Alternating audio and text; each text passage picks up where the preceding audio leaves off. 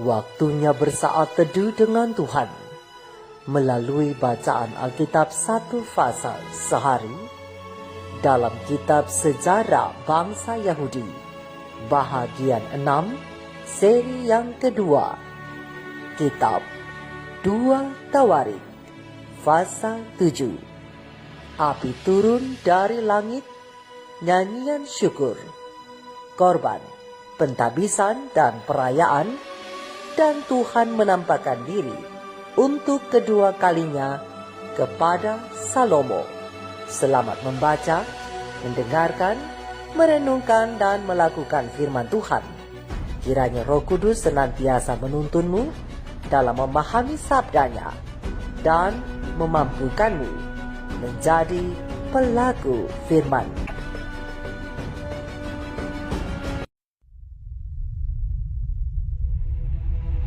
Setelah Salomo mengakhiri doanya, api pun turun dari langit, memakan habis korban bakaran dan korban-korban sembelihan itu.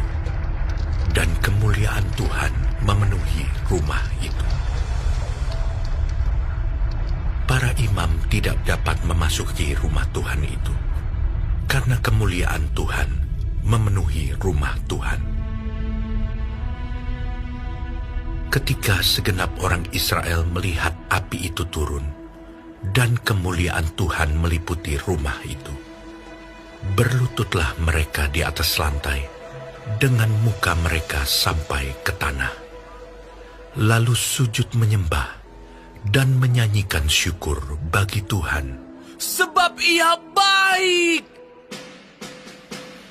Bahwasanya untuk selama-lamanya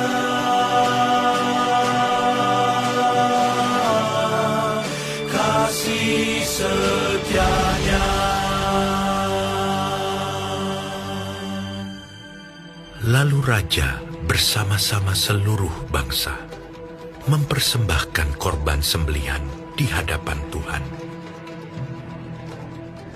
Sebagai korban sembelihan, Raja Salomo mempersembahkan 22.000 ekor lembu sapi dan 120.000 ekor kambing domba. Demikianlah raja dan seluruh bangsa mentahbiskan rumah Allah. Para imam telah siap berdiri pada tempat mereka. Begitu pula orang-orang Lewi telah siap dengan alat-alat musik untuk memuliakan Tuhan, yakni alat-alat musik yang dibuat Raja Daud untuk mengiringi nyanyian syukur bagi Tuhan. Bahwasanya untuk selama-lamanya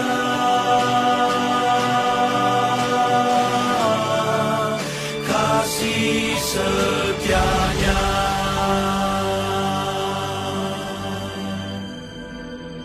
Sedang segenap orang Israel berdiri. Lalu Salomo menguduskan pertengahan pelataran yang di depan rumah Tuhan, sebab disitulah diolahnya segala korban bakaran dan lemak korban keselamatan. Sebab mezbah tembaga yang dibuat Salomo tidak dapat memuat korban bakaran dan korban sajian dan segala lemak korban. Dan pada waktu itu juga, Salomo mengadakan perayaan Pondok Daun selama 7 hari. Bersama-sama dengan seluruh Israel, suatu jemaah yang amat besar, dari jalan masuk ke Hamat sampai ke sungai Mesir. Pada hari yang ke-8, mereka mengadakan perkumpulan raya, karena mereka telah merayakan pentahbisan mezbah selama 7 hari, dan perayaan Pondok Daun selama 7 hari. Pada hari yang ke-23 bulan ke-7, disuruhnya bangsa itu pulang ke kemah-kemah mereka sambil bersukacita dan bergembira atas kebaikan yang telah dilakukan Tuhan kepada Daud, kepada Salomo dan kepada orang Israel, umatnya. Demikianlah Salomo menyelesaikan rumah Tuhan dan istana raja, dan berhasil melaksanakan dalam rumah Tuhan dan dalam istananya segala sesuatu yang timbul dalam hatinya. Kemudian Tuhan menampakkan diri kepada Salomo pada malam hari dan berfirman kepadanya, "Telah kudengar doamu, dan telah kupilih tempat ini bagiku sebagai rumah persembahan.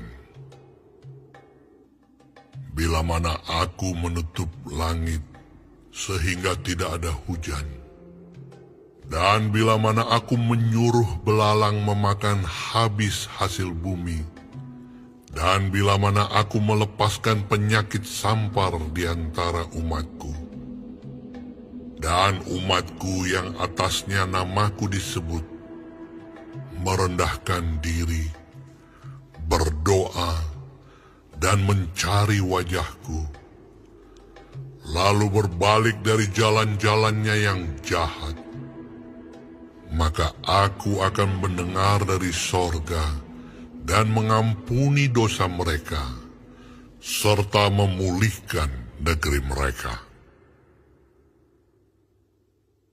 Sekarang mataku terbuka, dan telingaku menaruh perhatian kepada doa dari tempat ini.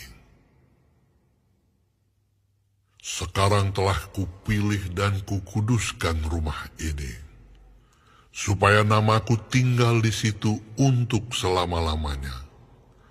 Maka mataku dan hatiku akan ada di situ sepanjang masa. Mengenai engkau, jika engkau hidup di hadapanku, sama seperti Daud ayahmu, dan berbuat sesuai dengan segala yang kuperintahkan kepadamu, dan jika engkau tetap mengikuti segala ketetapan dan peraturanku, maka aku akan meneguhkan tahta kerajaanmu, sesuai dengan perjanjian yang telah kuikat dengan Daud ayahmu, dengan berkata, takkan terputus keturunanmu yang memerintah atas Israel. Tetapi jika kamu ini berbalik dan meninggalkan segala ketetapan dan perintahku yang telah kuberikan kepadamu, dan pergi beribadah kepada Allah lain dan sujud menyembah kepadanya, maka aku akan mencabut kamu dari tanahku yang telah kuberikan kepadamu, dan rumah ini yang telah kukuduskan bagi namaku akan kubuang dari hadapanku, dan akan kujadikan kiasan dan sindiran di antara segala bangsa. Dan setiap orang yang lewat rumah yang amat ditinggikan ini akan tertegun dan berkata, apakah sebabnya Tuhan berbuat yang demikian kepada negeri ini dan kepada rumah ini? Maka orang akan berkata, sebab mereka meninggalkan Tuhan Allah nenek moyang mereka, yang membawa mereka keluar dari tanah Mesir, dan sebab mereka berpegang pada Allah lain, dan sujud menyembah kepadanya, dan beribadah kepadanya. Itulah sebabnya ia mendatangkan segala malapetaka ini ke atas mereka.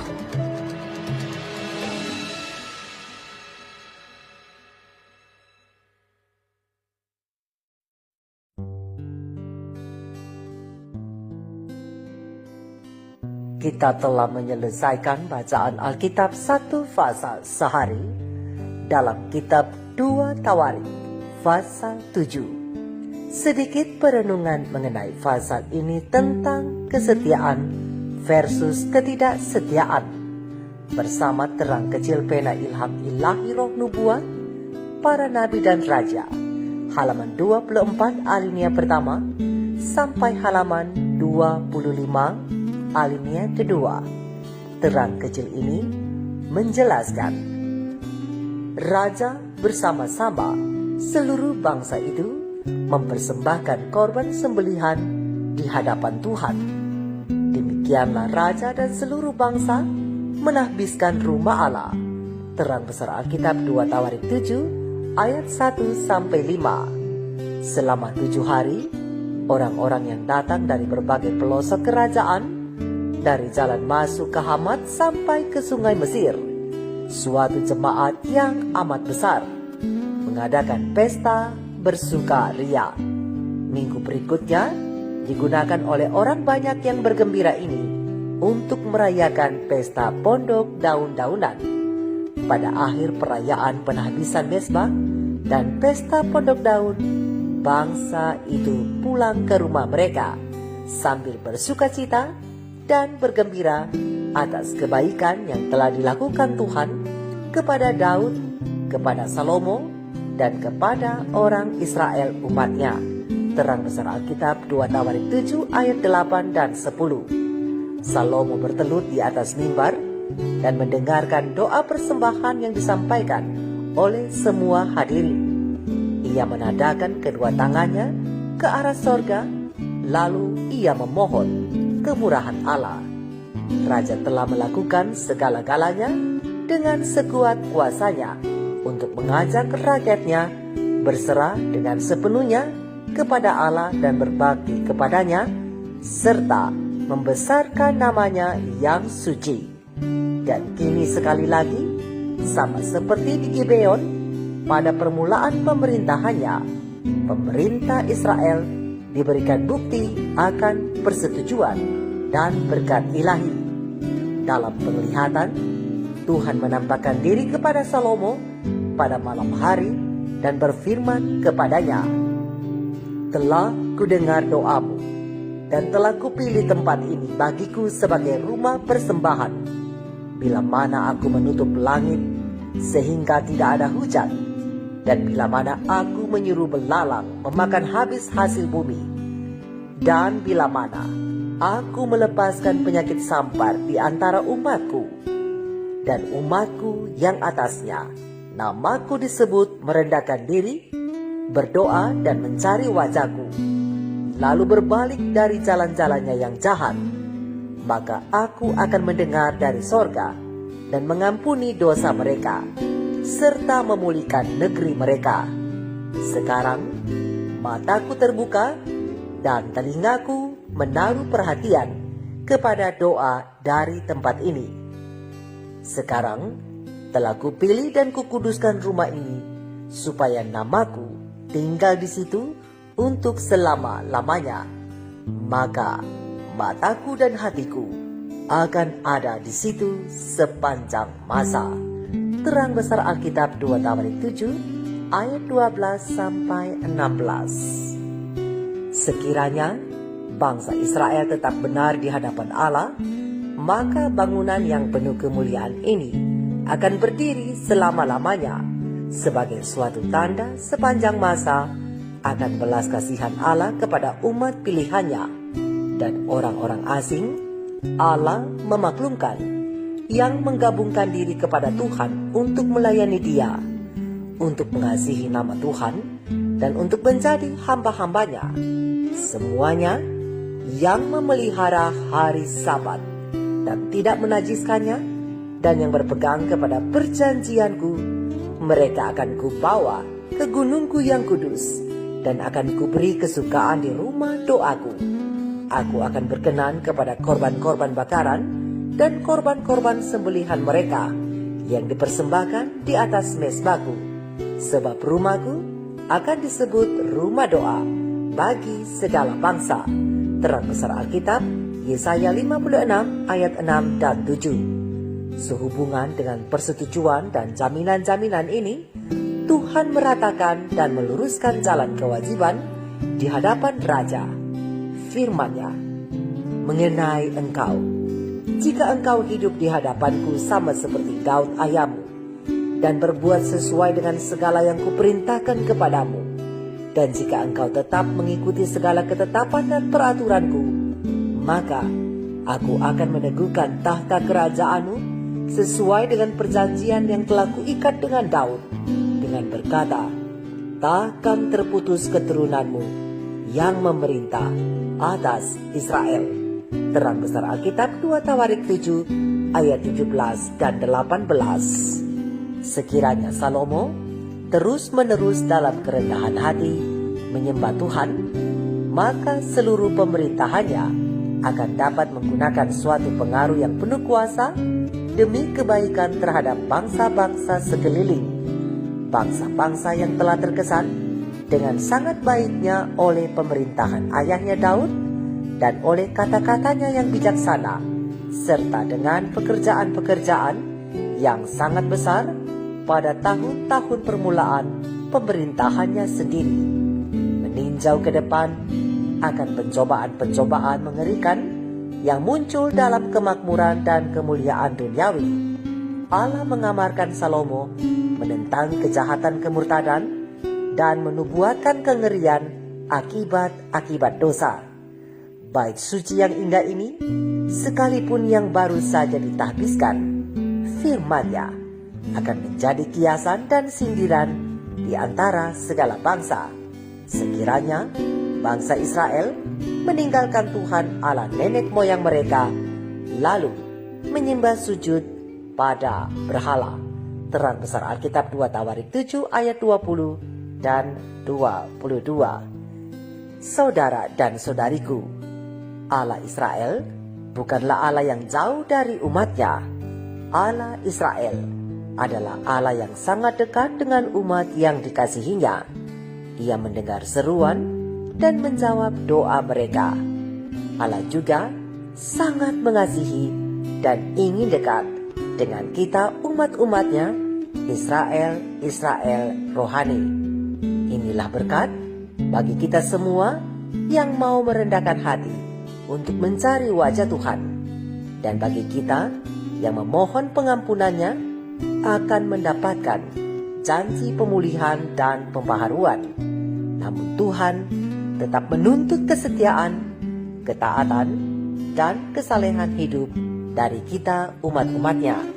Apabila kita taat, patuh dan setia, maka kita akan menikmati janji berkat itu. Tetapi jika kita memilih jalan yang tidak dikenan Allah, maka kita pasti akan menjadi milik kegelapan dan berakhir dengan kebinasaan. Mari kita renungkan ini bersama. Tuhan Yesus memberkati. Shalom.